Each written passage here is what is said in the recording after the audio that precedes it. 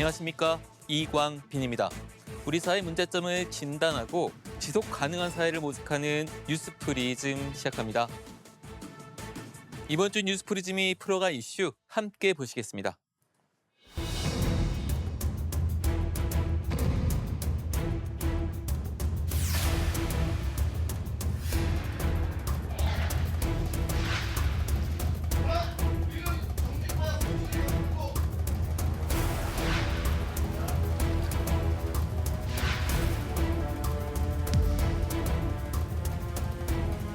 자녀를 계획하고 있지 않거나 한 명의 자녀를 가지고 있음에도 불구하고 추가로 자녀 계획을 가지고 있다는 이야기도. 출산지원금은 전액 비과세하여 기업의 부담을 덜어주고 더 많은 근로자들이 혜택을 받을 수 있게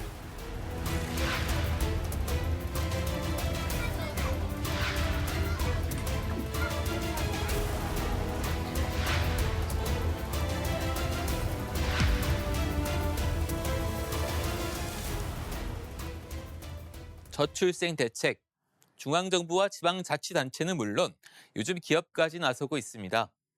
부영그룹에서는 직원이 아이를 한 명 낳으면 1억 원을 주겠다고 해서 화제가 됐는데요. 기업과 지방자치단체의 노력 중심으로 저출생 대책을 살펴보겠습니다. 먼저 문영민 기자가 기업의 출산지원금과 이에 대한 비과세 혜택, 이와 관련한 문제점 등을 살펴보겠습니다. 출산한 임직원에게 자녀 1인당 1억 원씩의 출산지원금을 지급하겠다고 발표했던 부영그룹. 저출산 문제 해결에 기여하면서 직원들의 양육비 부담을 덜어주자는 취지로 시작됐습니다. 부영은 물론 현대자동차, 쌍방울, 유한양행 등 주요 기업들도 출산지원금을 주고 있습니다.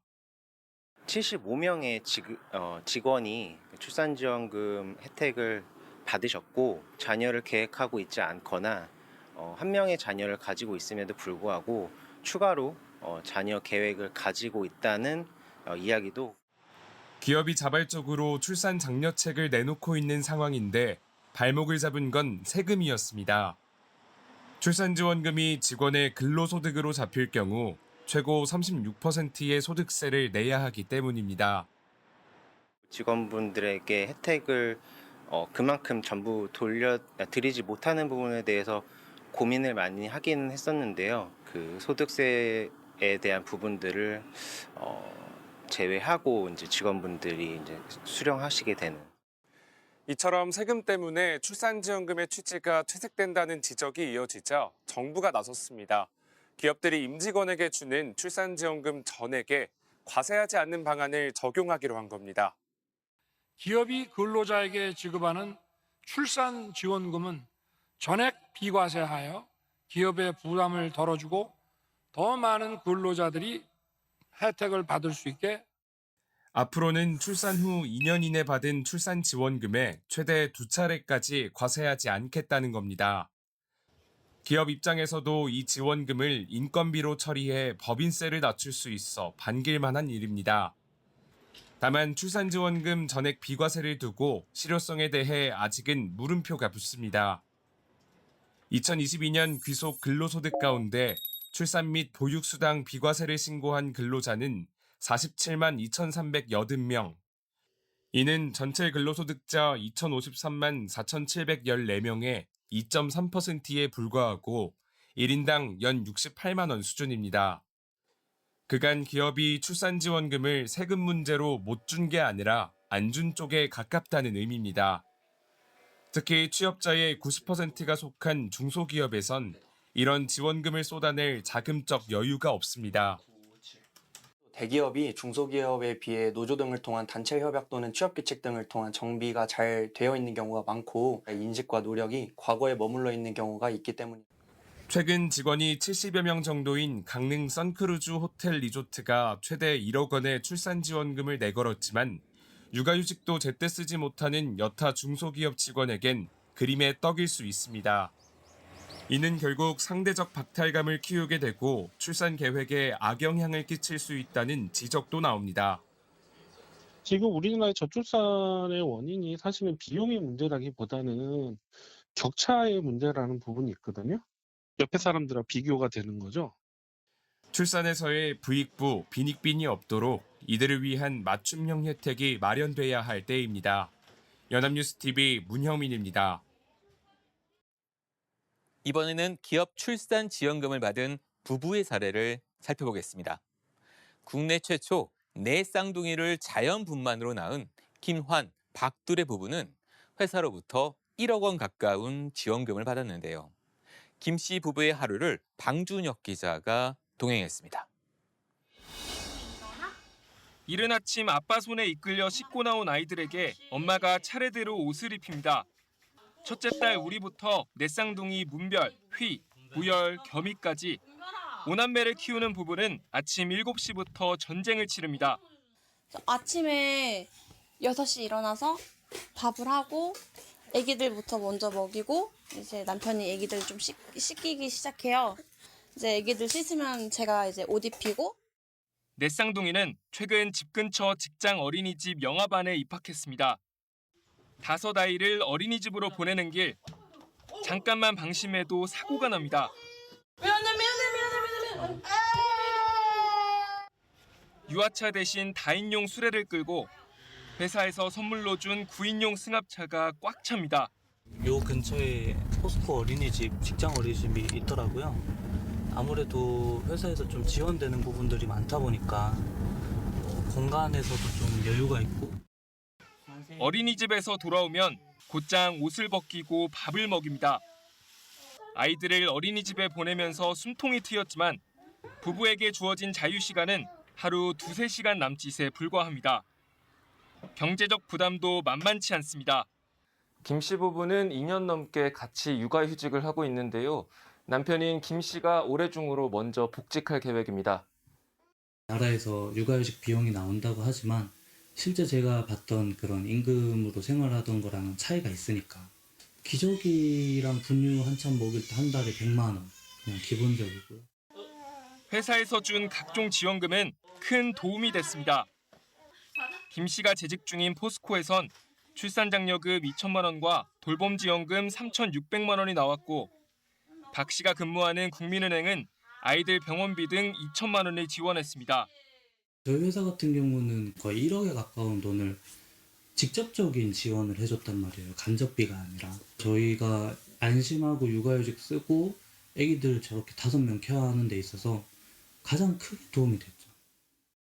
쌍둥이들이 태어난 뒤로 정신없이 달려온 지난 1년 7개월. 직장 내 첫 남성 육아휴직자인 김 씨는 아이들과 온전히 함께하는 소중한 시간이었다며 보다 많은 부모들이 육아휴직을 마음 놓고 쓸 수 있는 환경이 되면 좋겠다고 말했습니다. 연합뉴스TV 방준혁입니다. 해외 선진국 가운데 저출생 대책이 어느 정도 효과를 본 사례들을 살펴보겠습니다. 역사적, 사회적 배경이 우리와는 많이 다른 만큼 해외 선진 사례들을 그대로 적용할 수는 없지만 시사점을 찾아볼 수 있습니다. 가장 많이 주목받아온 건 프랑스인데요. 프랑스는 떨어진 출생률을 끌어올리기 위해 가족수당과 소득세의 가족 개수를 축으로 출산 장려 정책을 펼쳐왔습니다. 가족수당은 자녀가 2명 이상일 때 지급합니다. 자녀가 만 20세가 될 때까지 적용됩니다. 가족 개수는 소득세 부과 시 가족원 수를 고려해 자녀가 있는 가정에 조세 감면 혜택을 부여하는 것입니다.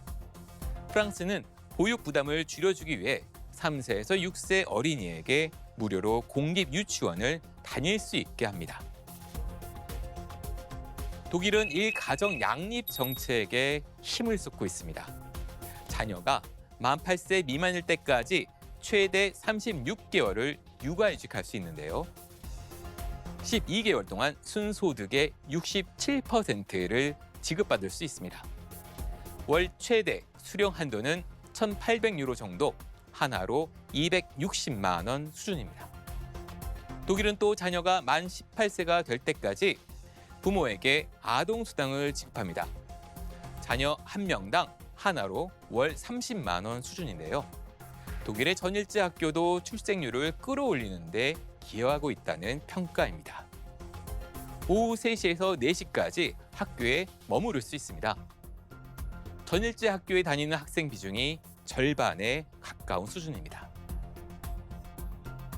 스웨덴도 좋은 참고 사례인데요. 스웨덴에선 아동수당과 가족복지, 그리고 공교육 강화, 사교육비 없는 방과 후 과정 등의 정책에 힘을 쏟고 있는데 출생률 제고에 상당한 도움을 주고 있다는 평가입니다. 지금까지 살펴본 사례는 해외 선진국들의 일부 출생률 관련 정책들인데요.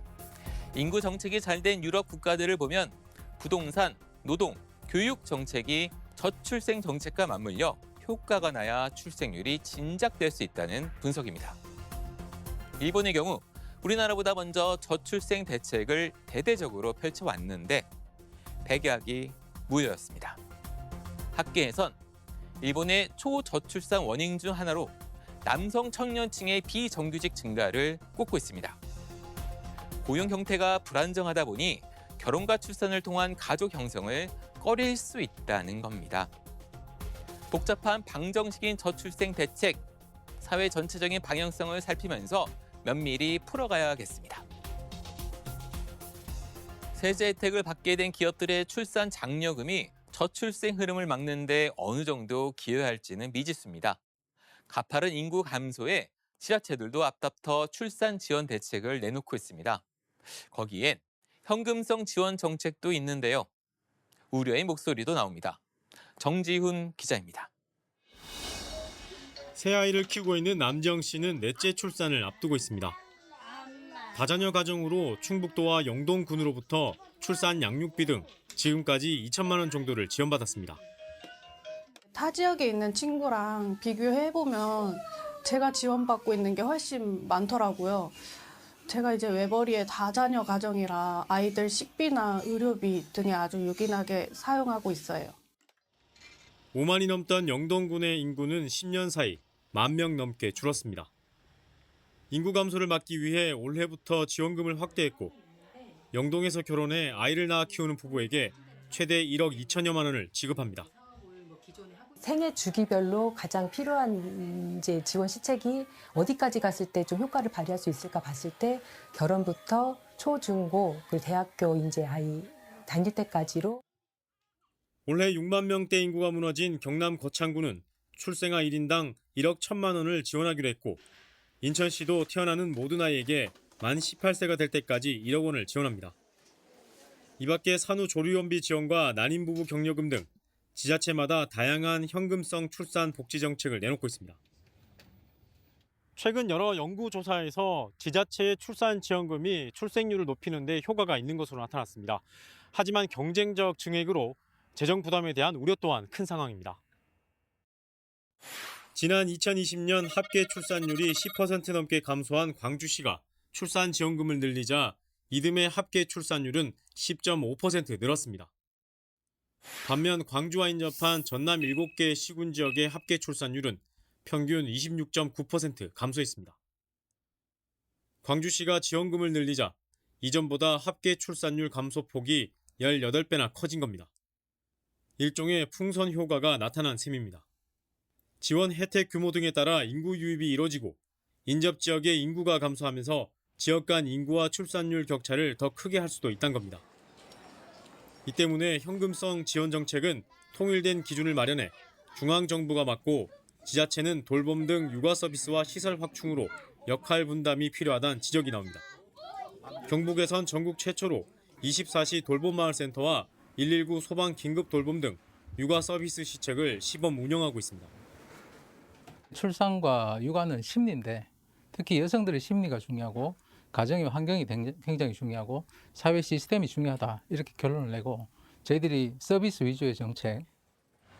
전남 화순군은 청년 신혼부부에게 월세 10,000원으로 아파트를 임대하는 주거복지 사업으로 큰 호응을 얻었습니다. 100가구 모집의 최고 경쟁률이 18대 1에 이릅니다. 과거 허무맹랑한 선거 공약으로 치부됐던 출산 장려금 정책이 저출산 쇼크에 지자체들이 앞다퉈 실시하는 상황이 됐습니다. 연합뉴스TV 정준입니다. 우리나라 저출생의 문제의 심각성은 이미 국제사회에서도 주목할 정도입니다. 앞서 보신 것처럼 지방자치단체들은 출생률을 높이기 위해 출산 장려금을 경쟁적으로 내놓고 있는데요. 충북 충주와 제천은 1시간 이내로 오갈 수 있는 생활권입니다. 두 곳 중 교통과 산업 발달은 충주가 나은데 지난해 출생아 수 증가는 오히려 반대였습니다. 다양한 원인이 있을 수 있지만 출산 장려금이 상당 부분 영향을 줬다는 분석입니다. 전남 강진과 장흥, 해남도 상황은 비슷합니다. 서로 인접 지역인데 강진의 출생 등록률이 다른 두 곳에 비해 압도적으로 높습니다. 물론 출산 장려금에 대한 비판은 있습니다. 출생 늘기가 아닌 인근 지역 인구 뺏어오기, 그리고 지원금만 받고 바로 다른 지역으로 이주해버리는 먹튀가 그것입니다. 여기에 정주 여건 개선을 더한다면 국가 소멸론까지 나오는 현재보다 조금은 나아지지 않을까 하는 생각을 해봅니다. 이번 주 뉴스 프리즘은 여기까지입니다. 시청해주신 여러분 고맙습니다.